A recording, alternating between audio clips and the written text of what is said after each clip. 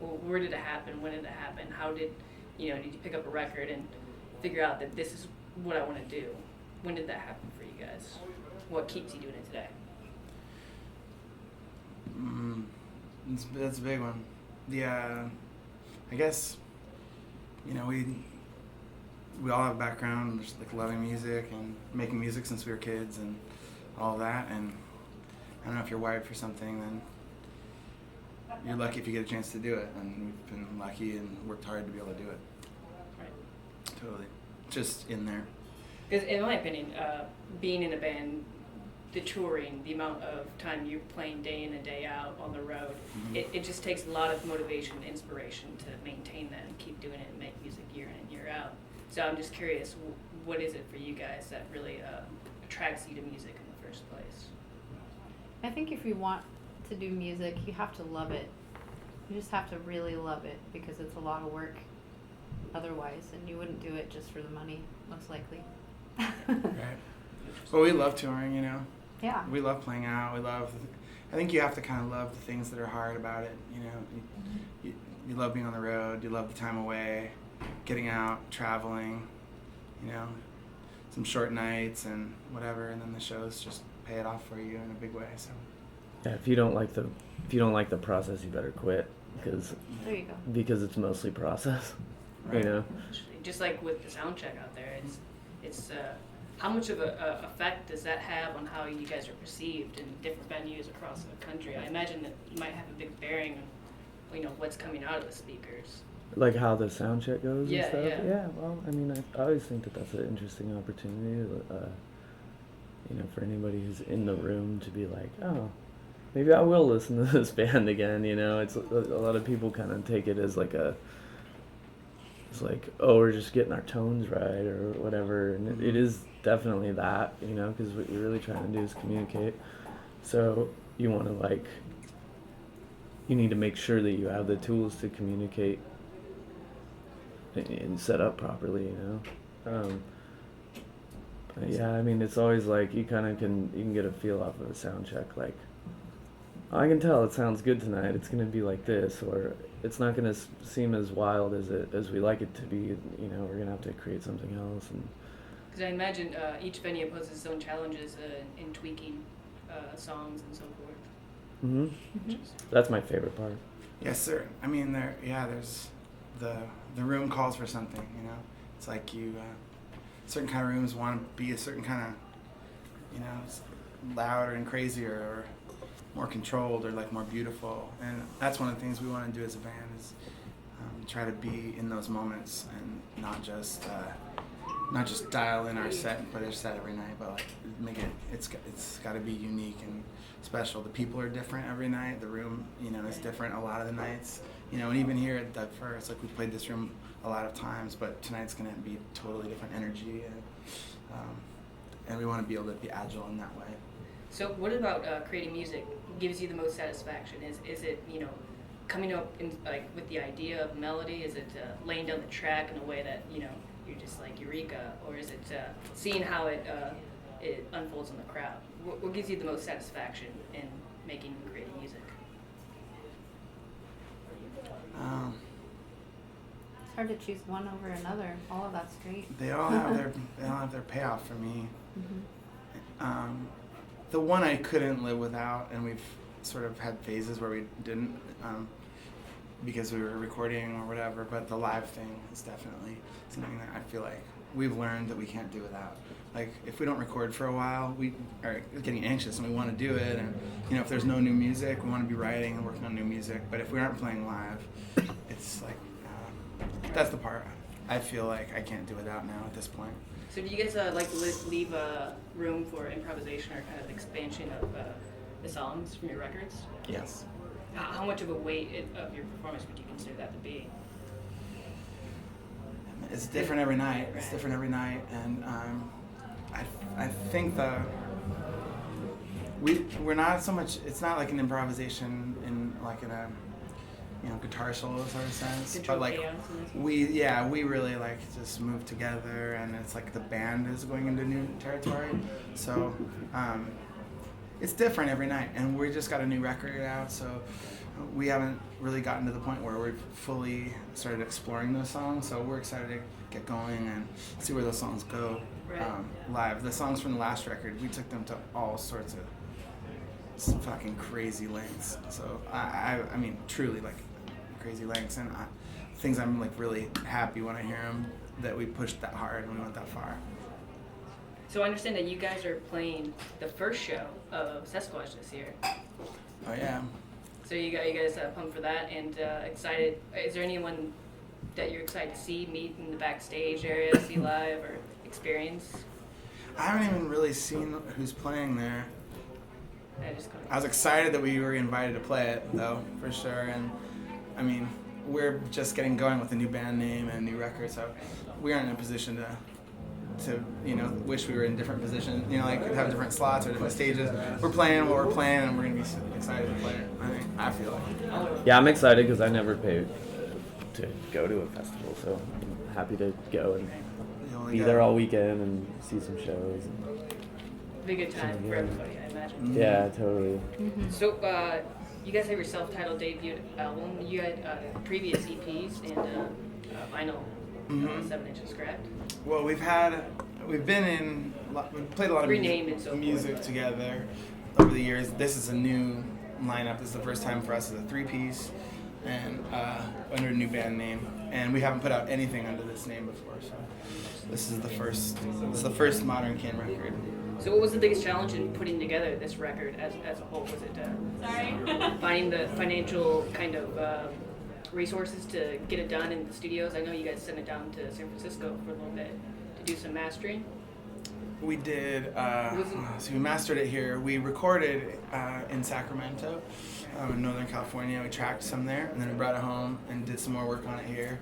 And then, it really had a lot of phases. I think the most challenging thing by far was hanging in there and not letting up. It was maybe the most challenging record that I've ever made, and it was because it was like it felt like there was a lot of adversity in all these different ways, and that's a huge story. But we were able to hang together and like continue to work on it. And the thing that we ended up with, I feel super thankful that we were able to get it there, and I love it. So is there a point where there's a switch that flips where you say you have to just let it go? Like, what is the point that allows you to say, this is finished, this is done, I can't touch this anymore, it'll never get done? Is there like a stage that happens for you guys? When it makes you happy when you hear it, then that's done. Yeah. And until you get there, that was one of the things for this record, was like, we just had this idea and I just stayed with it. Janet was producing it, and she really was in the same boat where it was just like, by hook or by crook, you just can't let it be less than it needs to be. And like we want to, I've heard a lot of people say it, but we know how we want to feel when we drop the needle on the record, and until we're there, it's not done. And when it feels awesome, then we're there. And it was, it took a lot on this one. But it was because we had to grow as a band, and I had to grow as a songwriter, and we were recording in a new way. We haven't really gone in all together and recorded live in that same way on a full record, and so there were some new challenges. Yeah, I was curious. Some bands, do their own pieces and send it in, and some people work across the country, and others prefer live, working together and coming up with it. That kind of experimentation. Is that the kind of process that you guys used on making this record? Kind of live recording, experimentation, and so forth, or piece by piece? You did your vocals, you did bass and drums separately? Most of it was live.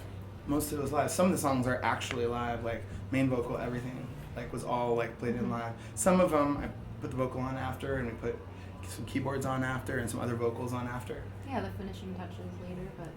Do you guys prefer experimenting live and then discovering things that like really catch your ear, or kind of do you go in with a structural kind of a composer approach to it? Like, this is what I want it to sound like, and write it down the notes and so forth. Or do you guys say more experimental? Can I say kind of both in a weird way? Like on one of our songs. We did practice. We did pre-production beforehand. We're prepared with an arrangement. I didn't mean to cut you off. Go ahead. No, go ahead. But in order to get to the pre-production, we did practice it live and experiment to see what works and what didn't. Is that fair? Yeah, and even like on like Big Enough to Cook and Groundwire, I feel like we were still unpacking where to go exactly during the song and while we were playing it. There was some of that too, and then some of them, you know, a couple of the songs we did, you know, mostly in the basement that were totally layered. You know, Pro Tools, like Studio is one of the band members, kind of like cut and paste, you know, totally deconstructed too. So it's kind of we went a couple different ways on this.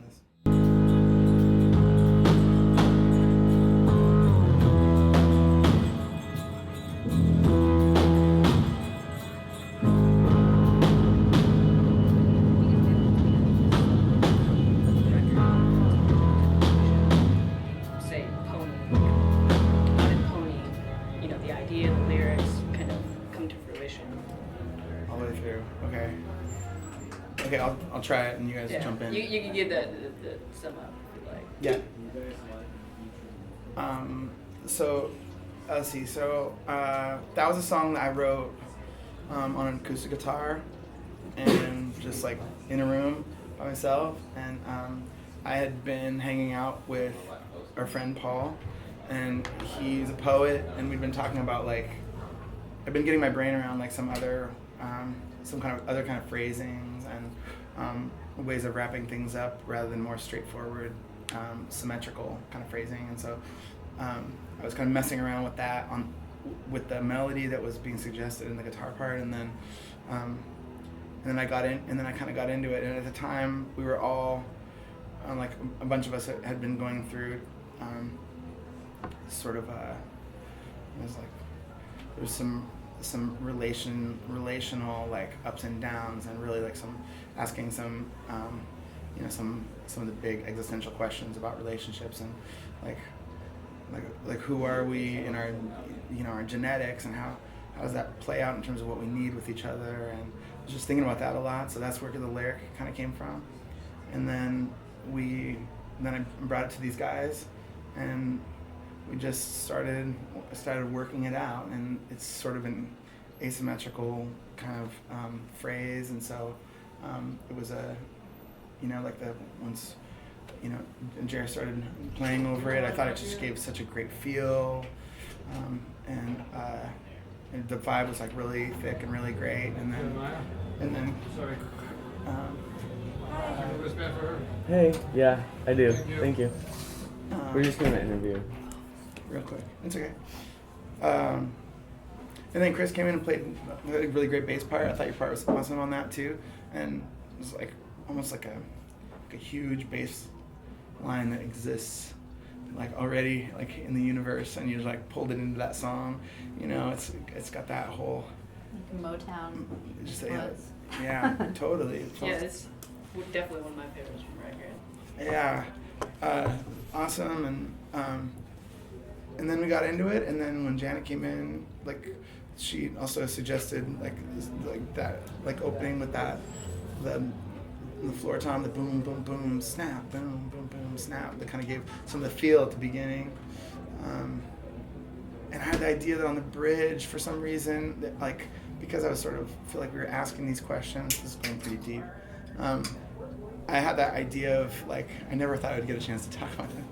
That you know, like in the like in an old like Greek like tragedy, you know, there's like the chorus that is like the omniscient observer or whatever. And so like when we were singing, got into the bridge, and there's all the background vocals that are all singing like through the darkened mirror or through the clouded window and the darkened mirror see, like it's like the omniscient observer like talking to this character in the song, and it's pretty crazy. But in the end, I think it just ended up being this song that I was like, I felt good about, like a Roy Orbison song or something. Like it was just beautiful. It was just like a beautiful song, and it had this great traditional vibe with it, but it was also something I felt like I'd pushed myself in terms of symmetry. But then what they played made it feel so good to have that asymmetry instead of have it be so predictable.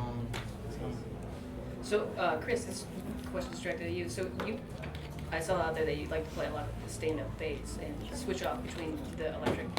What what would you like consider to be the distinguishing factor in switching between those two instruments when like creating a song, or, laying down some tracks? Well, the upright's just so warm and earthy and allows for a lot of sliding and vibe. And it's the one I'm actually most comfortable with, so it's kind of the go-to for me. It's just my favorite instrument in the world, so. I was curious when you brought out the bowstring if you had any cello background. No cello, just the bass. It's tuned a little differently. It's hard for me to go between the two. Right. It seems. People do it though. Disorientating a little bit maybe. Yeah. And Jeremiah, you is it correct that you started Amigo Amigo? Mm-hmm. So what was that like, putting together a kind of recording platform for other artists in the area? Yeah, we pretty much, it's just pretty much been for our own records to put out. Like, I used to joke that I had to play drums in every band that would be on that record label. Because it was just, we all lived in a house together, and my wife, Kelly, is quite possibly in the background of your shot right now, was the other. That's good. No, you're good. Video. Told me that. Sorry about that. She's over there picking her nose. And, we were playing together. We were all living in a house. We were all recording together, and we just decided like let's just put records out and have a flag to fly, and Nice. so we started doing it all together. So do you do a little audio engineering yourself? No, not at all. Drew was engineering everything. I was just distributing the stuff, and Nice. That was kind of it. It was like a collaboration of, we had a basement studio that I was already making recordings in, and it just started branching out. A few more artists that came in there, and we had to put our own records out, and then we were like, well, we could put out some other records for some friends, at least, have some high expectations, and at least start with the music that we make and music Kelly makes, and I would do like from the musical end, and Jared handles all the business end and promotions and gets to know all the people and that he needs to know to get stuff done. Yeah. Well-oiled machine. Right. Yeah. So that's the last question for you guys. So the abandoned music video, how many takes did it take for you guys to get the one shot all the way through? I think it was, we did 4, and I think it was the 3rd one we kept. Not too bad. Not bad. Yeah. But we did practice before Yeah. those takes. Because it really seems like that's a dance step that could really take off if somebody gets It down could, to except that it. it's a little too difficult. I don't think I remember it now. It's actually not. I don't It's know if not I as could- easy as it looks. Yeah. I mean, junior high people, they learned that electric slide where the Right. magic stuff is. Yeah, yeah. Mm-hmm. Yeah, this is, it kind of reminds me of that, only it's way more challenging. Yeah.